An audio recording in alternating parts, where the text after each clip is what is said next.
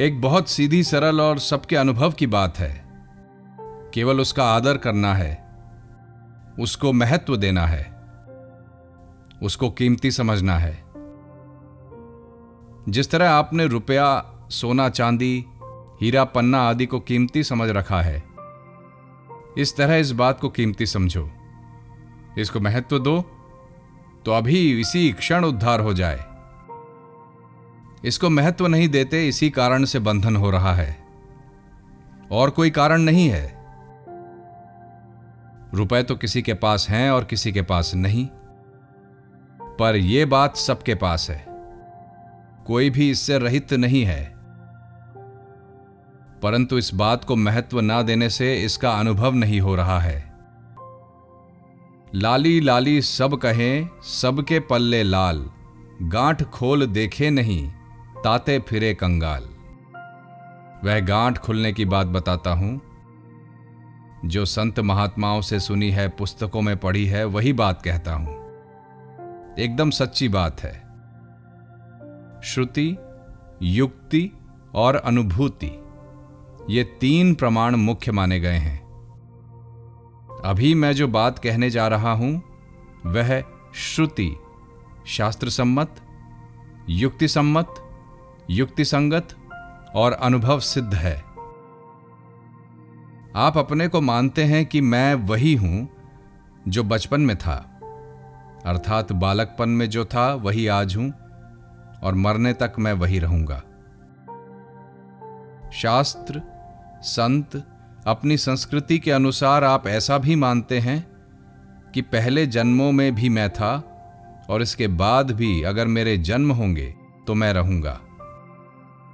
बालकपन भी अभी नहीं है और मृत्यु का समय भी अभी नहीं है। पहले के जन्म भी अभी नहीं है और आगे के जन्म भी नहीं है, परंतु मैं अभी हूं। तात्पर्य यह हुआ कि मैं नित्य निरंतर हूं और शरीर बदलते हैं। शरीरों के बदलने पर भी मैं किंचन मात्र भी नहीं बदलता। शरीर तो प्रतिक्षण बदलते रहते हैं, एक क्षण भी ऐसा नहीं जिसमें ये ना बदले हों। परंतु इनमें रहने वाला मैं स्वरूप अनंत युग, अनंत ब्रह्मा बीतने पर भी कभी नहीं बदलता। अतः बदलने वाले शरीर और न बदलने वाले अपने आप को मिलाएं नहीं, उल्टा अलग अलग कर लें। बस इतना ही काम है। जब इन दोनों को मिलाकर देखते हैं तब अज्ञान हो जाता है, और जब इनको अलग अलग देखते हैं तब ज्ञान हो जाता है।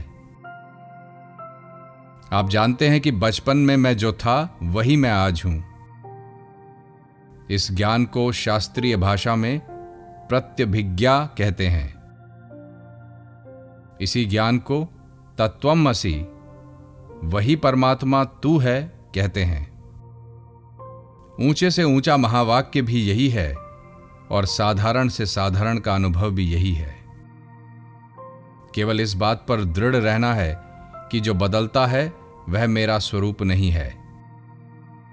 वृत्तियां बदलती हैं, अवस्थाएं बदलती हैं, घटनाएं बदलती हैं, परिस्थितियां बदलती हैं, व्यक्ति बदलते हैं, वस्तुएं बदलती हैं, पर मैं बदलने वाला नहीं हूं। मैं बदलने वाले को देखने वाला हूं। बदलने वाला वही देखता है जो स्वयं ना बदलने वाला होता है। इसलिए मैं सदा रहता हूं। मेरा स्वरूप कभी बदलता नहीं और शरीर कभी स्थिर रहता नहीं। मैं वही हूं, पर शरीर वही नहीं है। ऐसे ही परमात्मा वही है, पर संसार वही नहीं है। जो सतयुग, त्रेता, द्वापर आदि अनंत युगों से पहले थे, वे ही परमात्मा आज हैं। अनंत युग बदल जाएंगे तो भी परमात्मा वे ही रहेंगे। अतः मैं और परमात्मा एक हैं और शरीर और संसार एक हैं। छिति जल पावक गगन समीरा, पंच रचित अति अधम शरीरा। भूल ये हुई है कि शरीर को तो संसार से अलग मान लिया कि यह तो मैं हूं और यह मैं नहीं हूं, और अपने को परमात्मा से अलग मान लिया कि मैं तो यहां हूं और परमात्मा न जाने कहां है। शरीर संसार से कभी अलग हो ही नहीं सकता। ब्रह्मा जी की भी ताकत नहीं कि शरीर को संसार से अलग कर दें। जिस धातु का संसार है उसी धातु का शरीर है। स्थूल शरीर की स्थूल संसार के साथ एकता है, सूक्ष्म शरीर की सूक्ष्म संसार के साथ एकता है, कारण शरीर की कारण संसार के साथ एकता है, परंतु हमारी परमात्मा के साथ एकता है। हम परमात्मा के अंश हैं। ममैवांशो जीवलोके। परमात्मा और परमात्मा का अंश दो नहीं है। शरीर के साथ हमारी एकता नहीं है, पर उसके साथ एकता मान ली, और परमात्मा के साथ हमारी एकता है, पर उसके साथ एकता नहीं मानी। यह केवल मान्यता का फर्क है और कुछ फर्क नहीं। हमने मान्यता गलत कर रखी है। शरीर बदलता है पर आप नहीं बदलते। संसार बदलता है पर परमात्मा नहीं बदलते। अतः न बदलने वाले हम परमात्मा के साथ एक हैं, और बदलने वाला शरीर संसार के साथ एक है। यह विवेक मनुष्य मात्र में स्वतः सिद्ध है।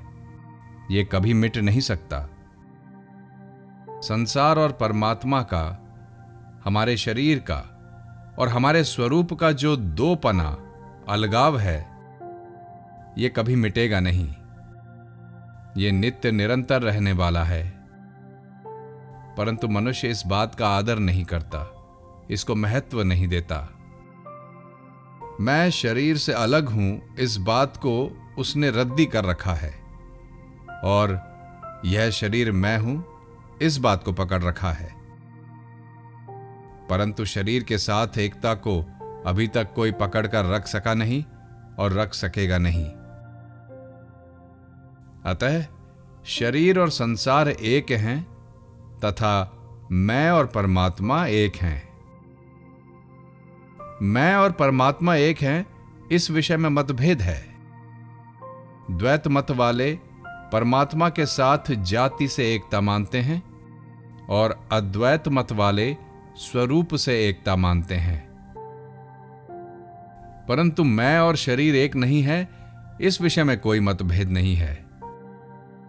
श्री शंकराचार्य, श्री वल्लभाचार्य, श्री रामानुजाचार्य, श्री निम्बार्काचार्य, श्री विष्णु स्वामी, श्री चैतन्य महाप्रभु आदि जितने महापुरुष हुए हैं, उन्होंने द्वैत, अद्वैत, विशिष्टाद्वैत, शुद्धाद्वैत, द्वैताद्वैत, अचिंत्य भेदाभेद आदि नामों से अपने अपने दर्शनों में परमात्मा के साथ जीव का घनिष्ठ संबंध माना है।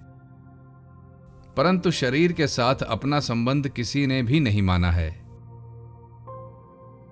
शरीर संसार के साथ हमारी एकता नहीं है, इस विषय में सभी आचार्य, दार्शनिक, विद्वान एक मत हैं।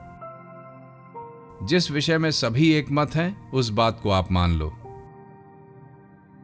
हम शरीर संसार के साथ एक नहीं है, हम तो परमात्मा के साथ एक हैं, यही ज्ञान है। इस ज्ञान को दृढ़ता से पकड़ लें। इसमें बाधा क्या है? शरीर के साथ अपना संबंध मानने के कारण हम शरीर के सुख से अपने को सुखी मानते हैं। शरीर का मान होने से हम अपना मान मानते हैं। शरीर की लड़ाई होने से हम अपनी लड़ाई मानते हैं। शरीर के निरादर से हम अपना निरादर मानते हैं। शरीर के अपमान से हम अपना अपमान मानते हैं। वास्तव में शरीर को कोई पीस डाले तो भी हमारा कुछ नहीं बिगड़ता। एक दिन इस शरीर को लोग जला ही देंगे, पर हमारा बाल भी बांका नहीं होगा। हमारे स्वरूप का किंचन मात्र भी हिस्सा नहीं जलेगा, नष्ट नहीं होगा। अतः संसार हमारा निरादर कर दे, अपमान कर दे, निंदा कर दे, दुख दे दे, शरीर का टुकड़ा टुकड़ा कर दे तो क्या हो जाएगा? गीता ने कहा है, यस्मिन् स्थितौ न दुखेन गुरुणापि विचाल्यते, अर्थात परमात्म स्वरूप आत्यंतिक सुख में स्थित मनुष्य बड़े भारी दुख से भी विचलित नहीं किया जा सकता। किसी कारण से शरीर के टुकड़े टुकड़े कर दिए जाएं तो भी वो अपने स्वरूप से विचलित नहीं होता, महान आनंद से इधर उधर नहीं होता। हां, शरीर को पीड़ा हो सकती है, मूर्छा आ सकती है, पर दुख नहीं हो सकता। इतना आनंद सांसारिक वस्तुओं से कभी नहीं हो सकता।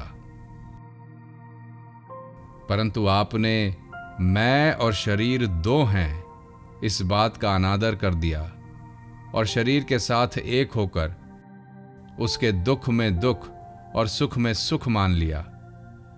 इसको कृपा करके न माने। स्वामी जी, शरीर तो प्रत्यक्ष दिखता है, इसको कैसे नहीं माने? दिखता है तो दिखता रहे, इसको मानो मत।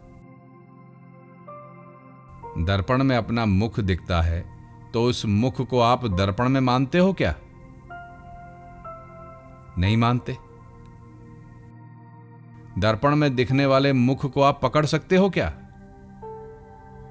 नहीं पकड़ सकते। अतः जो दिखता है उसको आप मत मानो। मैं शरीर हूं, यह दर्पण में दिखने वाले मुख की तरह दिखता है, वास्तव में है नहीं। अगर आप और शरीर एक होते तो शरीर आपसे छूट नहीं सकता और आप शरीर को छोड़ नहीं सकते। परंतु मरने पर शरीर छूट जाता है और आप शरीर को छोड़ देते हो। आप और शरीर एक नहीं हुए।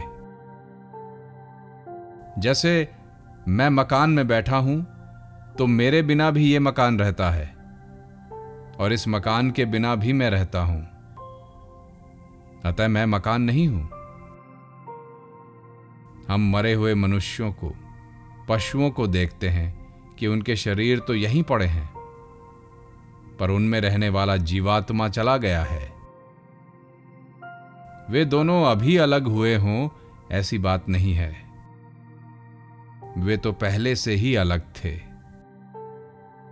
अगर जीवात्मा और शरीर एक होते तो जीवात्मा के साथ शरीर भी चला जाता, अथवा शरीर के साथ जीवात्मा भी यहीं रहता। परंतु ना तो जीवात्मा के साथ शरीर रहता है और न शरीर के साथ जीवात्मा रहता है। अतः शरीर और जीवात्मा दो हैं, इसमें कोई संदेह नहीं। इन दोनों को अलग अलग जानना ही ज्ञान है, जिसका वर्णन भगवान ने गीता के आरंभ में किया है। अपने उपदेशों के आरंभ में ही भगवान ने बताया कि शरीर और शरीरी, देह और देही, ये दोनों अलग अलग हैं। शरीर सदा बदलने वाला है, पर शरीरी कभी बदलने वाला, नष्ट होने वाला नहीं है। इस प्रकार जान लेने पर शोक हो ही नहीं सकता, क्योंकि नाश होने वाले का नाश होगा ही, इसमें शोक की क्या बात। और अविनाशी सदा अविनाशी ही रहेगा, इसमें शोक किस बात का।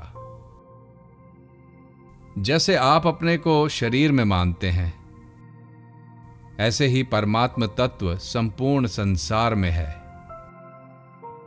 संपूर्ण संसार में होते हुए भी परमात्मा का संसार से कुछ भी संबंध नहीं है। सबका सब संसार उथल पुथल हो जाए तो भी परमात्मा का कुछ नहीं बिगड़ता। ऐसे ही आपका शरीर उथल पुथल हो जाए तो भी आपका कुछ नहीं बिगड़ता। आप जैसे हो वैसे ही रहते हो। आपने गुणों का संग माना है, शरीर के साथ अपना संबंध माना है, इसलिए जन्म मरण होते हैं। कारणम गुण संगोस्य सदसद्यो निजन्मसु। गुणों का संग छोड़ने पर जन्म मरण है ही नहीं। गुणों का संग आपने माना है, अतः उसको ना मानने पर वह संबंध मिट जाएगा। ये एक सीधी सच्ची बात है कि आप नित्य निरंतर रहते हैं और शरीर एक क्षण भी स्थिर नहीं रहता, नित्य निरंतर बदलता है। ये बात सुनने में अच्छी लगती है, सही लगती है, फिर भी ये बात रहती नहीं, ऐसा आप मत मानो। ये बात कभी जा नहीं सकती। अनंत युगों से ये बात वही रही, तो अब कैसे चली जाएगी? पहले इस बात की तरफ लक्ष्य नहीं था, अब लक्ष्य हो गया, इतना फर्क पड़ गया बस। ये बात ना तो पहले गई थी ना अब जाएगी, ये तो सदा ऐसी ही रहेगी। याद ना रहे तो भी ये ऐसी ही रहेगी, इसका अनुभव ना हो तो भी ये बात ऐसी ही रहेगी। जैसे अभी ये खंबा दिखता है, बाहर चले जाओ तो ये खंबा नहीं दिखेगा, तो ये खंबा मिट गया क्या? जो बात सही है वो तो ज्यों की त्यों ही रहेगी। स्वामी जी, फिर बाधा क्या लग रही है? दूसरों से सुख लेते हैं, यही खास बाधा है। अब दूसरों को सुख देना शुरू कर दो। इतने दिन तो सुख लिया है, अब दूसरों को सुख देना शुरू कर दो, बस निहाल हो जाओगे। रुपया पैसा मुझको मिल जाए, आराम मुझे मिल जाए, सुख मुझे मिल जाए, मान मेरा हो जाए, बढ़ाई मेरी हो जाए, यही महान बाधा है और इससे मिलेगा कुछ भी नहीं। रुपया पैसा मान बढ़ाई आदि मिल भी जाएं तो टिकेंगे नहीं, और टिक भी जाएं तो आपका शरीर नहीं टिकेगा। शुद्ध हानि के सिवाय बाल जितना भी लाभ नहीं होगा। इतने नुकसान की बात को भी नहीं छोड़ोगे तो क्या छोड़ोगे? संसार से सुख लेने की जो कामना है, यही बाधा है। धन, मान, भोग, जमीन, मकान आदि की कई तरह की कामनाएं हैं, पर मूल में कामना यही है कि मेरे मन की बात पूरी हो जाए, मैं जैसा चाहूं वैसा हो जाए। अगर इसकी जगह यह भाव हो जाए कि मेरे मन की ना होकर भगवान के मन की हो जाए अथवा संसार के मन की हो जाए, तो निहाल हो जाओगे, इसमें संदेह नहीं। भगवान के मन की बात पूरी हो जाए, यह भक्ति योग हो गया। संसार के मन की बात पूरी हो जाए, यह कर्म योग हो गया। मेरे मन की बात है ही नहीं, मन मेरा है ही नहीं, यह तो प्रकृति का है, यह ज्ञान योग हो गया। नारायण नारायण नारायण।